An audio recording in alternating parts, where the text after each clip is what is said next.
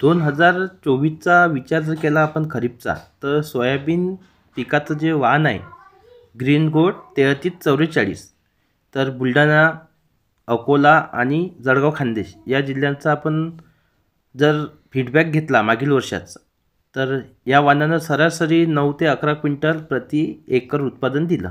तर या वाणाचं वैशिष्ट्य काय आहे मित्रांनो, याची जी पानं आहेत हे आकारानं लहान आहे, त्यामुळे काय होते, हवा खेळती राहते.